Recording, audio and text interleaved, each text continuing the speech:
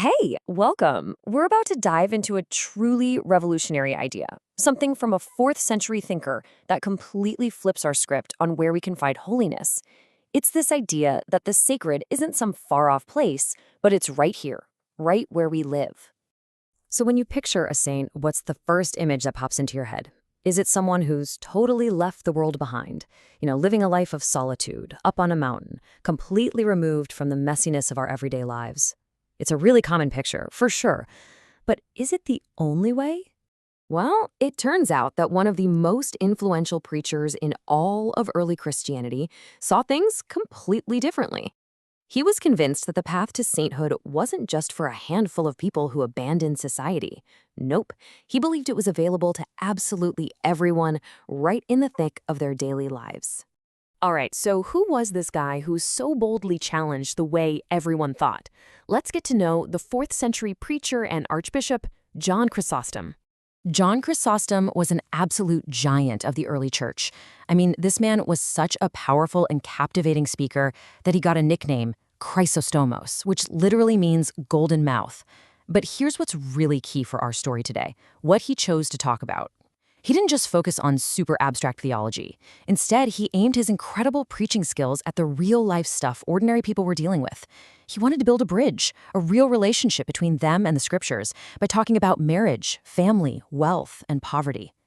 And it's right out of this deep focus on everyday life that he came up with his most game-changing concept, the idea that your own home could be a sacred space.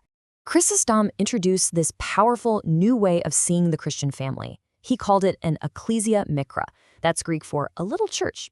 And look, this wasn't just some nice, fluffy metaphor for him. He believed this was a profound spiritual reality. He truly saw the home as a legitimate center of spiritual life. So here's the crucial point. Chrysostom argued that the spiritual work happening inside a family was just as valuable, just as holy as the work being done in a monastery. He took the everyday calling of marriage and family life and put it on the exact same level as the monastic life. For his time, that was an absolutely radical idea.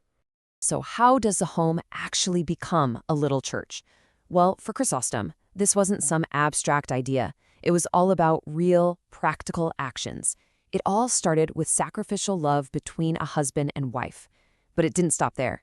The home was meant to be a hub for charity and helping others, a place of real compassion for the poor.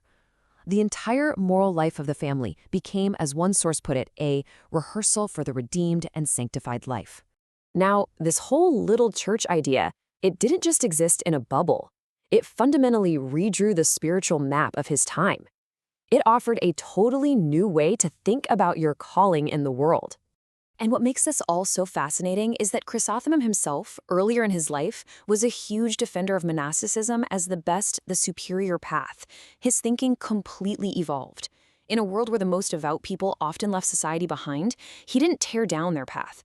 Instead, he came to see that it just wasn't the only way to live a life dedicated to God.